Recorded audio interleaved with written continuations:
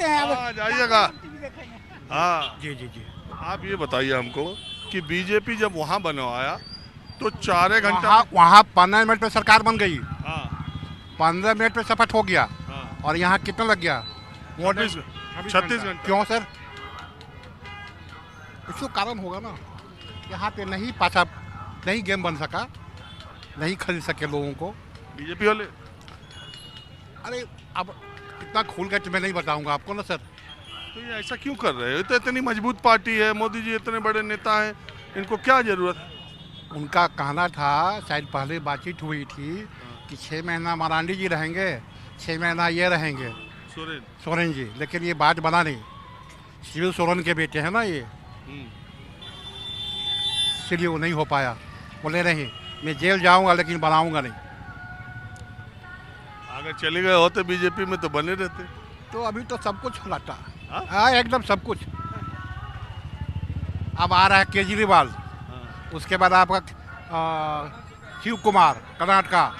देखिए ना अभी इलेक्शन के पहले डीके शिव कुमार। हाँ वो चाणक्य है, जैसे नीतीश शाह है ना चाणक्य, वो चाणक्य है। उन्हीं के चलते तो तेलंगाना जीता, उन्हीं के चलते कर्नाटका जीता वो। और उसको छोड़ देगा ना तो देखिएगा ना कर्नाटका में तेलंगाना में। एक बात ये बताइए, हाँ केजरीवाल भी तो आज देखे बीजेपी ऑफिस में गए थे। सर जानते हैं केजरीवाल का कोई प्रूफ नहीं है, समझे, सब फालतू है, प्रेशर के लिए है। कल संजय झा सब क्या है, वो अच्छे वक्तव्य हैं, वो केवल उनके बोले में उनको घुसा दिया। ये तो घुसा साले तो ये बाहर बहुत बोलेगा। अच्छा कल मैं रिपोर्ट देख रहा था। छोड़िए वो सब रिपोर्ट उपोर्ट। तो आपको लगता है कि चंपई सोरेन साबित कर लेंगे बहुमत? हाँ हो जाएगा अगर सब शांत से रहा तो। आज तो लगता है हैदराबाद चले गए हैं सब, देखिए क्या होता है। देखिए एक बात ये मैं बताऊं, नीतीश कुमार को 4 घंटे में शपथ ग्रहण कराया गया, 36 घंटे लगे चंपाई सोरेन को। चंपाई सोरेन से राज्यपाल ने कहा कि आप 10 दिन में बहुमत साबित कीजिए। उन्होंने कैबिनेट की बैठक की और विधानसभा का सत्र बुलाया और उसमें राज्यपाल का अभिभाषण भी होगा। अभी तक बिहार के राज्यपाल ने नीतीश कुमार से बहुमत साबित करने को नहीं कहा है, जितनी अभी तक जानकारी है वो उन्होंने नहीं कहा है। इसके पीछे एक पेंच है, इसके पीछे पेंच ये है कि झारखंड विधानसभा में स्पीकर तो झारखंड मुक्ति मोर्चा के रविन्द्रनाथ महतो हैं, लेकिन बिहार विधानसभा में स्पीकर आरजेडी का है। तो इसके लिए सबसे पहले आपको स्पीकर के लिए अविश्वास प्रस्ताव लाना होगा, अविश्वास प्रस्ताव लाके स्पीकर को हटाना होगा और अविश्वास प्रस्ताव यानी स्पीकर को हटाने में ही ये पता चल जाएगा कि सत्ता पक्ष के पास बहुमत है। इसीलिए जिस दिन नीतीश कुमार ने शपथ ग्रहण किया उसी रात बीजेपी के वरिष्ठ नेता नंद किशोर यादव ने विधानसभा सचिव को ये नोटिस दिया स्पीकर के खिलाफ अविश्वास प्रस्ताव के लिए। कानूनी अड़चन ये है कि ये नोटिस 14 दिन पहले दिया जाना चाहिए।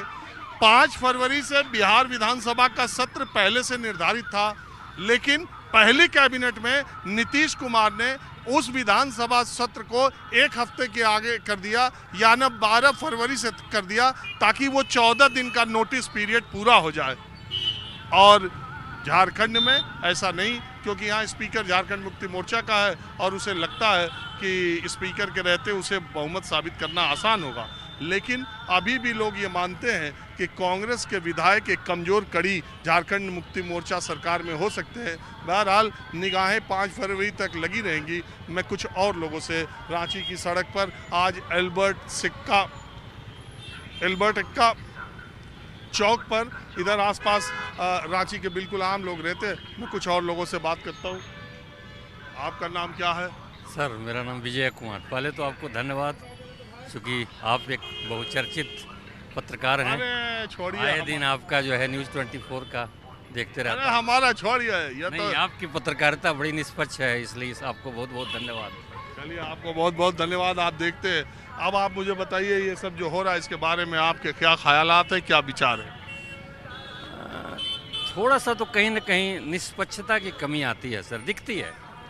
निष्पक्ष होना चाहिए, मोदी सरकार को बिल्कुल ही निष्पक्ष होना चाहिए, क्योंकि काफ़ी उम्मीद लगाए लोग बैठे हैं, थोड़ी सी कमी महसूस होती है।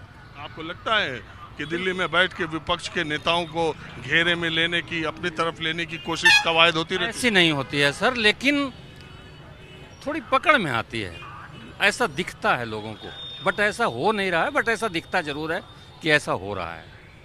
आपको क्या लगता है, जैसे आपको किस वजह से लग रहा है? इसलिए इस वजह से लग रहा है कि सारे के सारे लोग, देखिए चाहे ईडी की छापेमारी हो, सीबीआई की छापेमारी हो, जिसमें हो, हमारा कोर्ट तो निष्पक्ष है, बाकी की बात नहीं कर रहा हूँ, हमारा कोर्ट तो 100% निष्पक्ष है। कोर्ट के ऊपर नोबडी कैन रेज फिंगर, तो कोर्ट के ऊपर, और ये सारे लोगों को, ईडी हो सीबीआई हो, फाइनली तो उसको कोर्ट ही जाना है, और कोर्ट के थ्रू जब इन लोगों को 14 दिन, 15 दिन, 20 दिन, 22 दिन के रिमांड में भेज दिया जाता है, इसका क्या मतलब है? इसका मतलब है कि कहीं ना कहीं इनके अगेंस्ट में कुछ साक्ष्य है, अदरवाइज साक्ष्य नहीं रहने से कभी भी कोर्ट तो कम से कम ऐसा नहीं कर सकता है। कोर्ट तो इमीडिएट इनको कम से कम बेल दे देगा, बाहर करेगा। आप देखिए आम आदमी पार्टी के जितने भी नेता हैं, किसी को बेल नहीं हो रहा है। ऐसा थोड़ा ही है कि कोई मोदी जी उनके साथ किसी तरह का कुछ कर रहे हैं, या हमारे गृह मंत्री कुछ कर रहे हैं। नहीं, आप नहीं समझे। सवाल ये नहीं है कि ये लोग ईमानदार हैं या इन पर कोई आरोप नहीं है और ज़बरदस्ती इनको प्रताड़ित किया जा रहा है। इन पे आरोप है। अब यहीं के सीएम हेमंत सोरेन ने मुख्यमंत्री रहते अपनी खदान का रिन्यूअल करा लिया। ये जो अभी का मामला है, 4.5 एकड़ ज़मीन थी, उसका म्यूटेशन करा लिया, और वो सर्किल इंस्पेक्टर ने ये बात कही कि हमने मुख्यमंत्री के लिए ये कहा है, वो सरकारी गवाह बना। सवाल इसका नहीं है कि केसेस नहीं है या गलत है या सही है, वो कोर्ट में जाके पता चलेगा। आपको पता ही है शिबू सोरेन के ऊपर जो मामला था, लोअर कोर्ट ने उनके खिलाफ उम्र कैद की सज़ा सुनाई थी, बाद में हाई कोर्ट में जाकर उनसे सारे मामले बरी हो गए। 2G घोटाला जो 1 करोड़ कितने लाख करोड़ का कहा गया, वो उसमें सारे के सारे आरोपी सीबीआई ने जांच की और बरी हो गए। तो सवाल ये नहीं है, सवाल ये है कि जिन लोगों पे भी आरोप लगे, जिन लोगों पर सीबीआई और ईडी की रेड हुई, जिन लोगों की संपत्ति तक ईडी ने अटैच की, जो लोग 2.5 साल जेल में रहे, वो निकले और एनडीए में चले गए तो माननीय मंत्री का खिताब पा गए, वो माननीय मंत्री हो गए, डिप्टी सीएम हो गए। ऐसे लोग भी एनडीए में आने पे उनको ये नवाजा गया जिन पे 1 हफ्ते पहले ईडी का सम्मन हुआ था, जिनकी प्रॉपर्टीज अटैच्ड हैं, जो जेल में रहे हैं। ऐसे लोग जब एनडीए के पाले में आते हैं तो वो मंत्री बनते हैं, दूसरी तरफ वाले जेल जाते हैं। सवाल इस पर है, ये सवाल नहीं है कि कौन ईमानदार है कौन बेईमान है, सारे भ्रष्ट किधर है, इस पर तो सवाल ही नहीं है। इस पर आप क्या कहेंगे?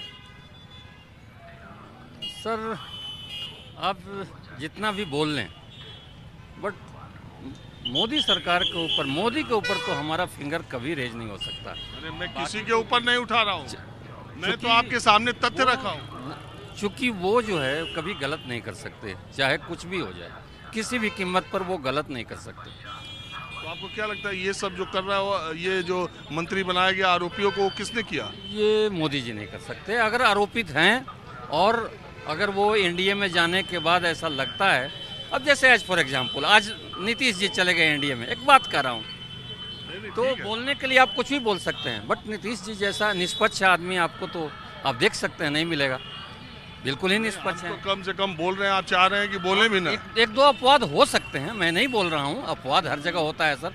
इस देश की आबादी 130 करोड़ है, एक दो लोग ऐसे हो सकते हैं, मैं नहीं बोल रहा हूँ। आप ये मान रहे हैं कि नहीं? इन जनरल की बात बोलिएगा तो मोदी सरकार पूर्ण रूपेण निष्पक्ष है, पूर्ण रूपेण निष्पक्ष। ठीक है, यही तो इस देश की खूबसूरती है। आप अपनी बात कहने के लिए आज़ाद हैं, हम भी अपनी बात कहने के लिए आज़ाद हैं। हम आपकी राय को भी सलाम करते हैं, आप हमारी राय से सहमत रहें या न रहें हमारी बात से। इसमें मैं आपकी राय को काट नहीं रहा हूं सर, बिल्कुल नहीं, बट इतना मैं जरूर बोल सकता हूं, एक दो अपवाद हो सकते हैं, मैं नहीं मान रहा हूं, लेकिन ओवरऑल अगर देखेंगे तो मोदी सरकार। मैं ये कह रहा हूँ, सच सच हमेशा होता है, गलत गलत हमेशा होता है। गलत पर पर्दा डाल के ये कह देना कि ये होगा 2-4 मामला, अगर सच है तो जो सच है वो हमेशा सच रहेगा, गलत है तो हमेशा गलत है। जब भ्रष्टाचार के खिलाफ लड़ाई की बात हो सकता है सर, आज की डेट में मोदी सरकार उनको मंत्री बना दिया है, एक बात बोल रहा हूँ, तो वक्त आएगा, 15 साल होते रहता है, चेंज होते रहता है, जिस दिन पलड़ा चेंज होगा ऑटोमेटिकली देखिएगा कि वो कल्प्रिट होंगे और कोर्ट उनको सजा देगी। ऐसे वो कल साथ छोड़ दें, परसों जेल चले जाएंगे, इधर रहेंगे तो सेफ रहेंगे। ऐसा नहीं है सर, ऐसा बिल्कुल नहीं है। अब मैं थैंक यू वेरी मच। जिसका भैंस उसी का लाठी है। अच्छा, जिसकी लाठी उसका भैंस है। Thank you sir. बहरहाल अब मैं कुछ और लोगों से बात करता हूँ।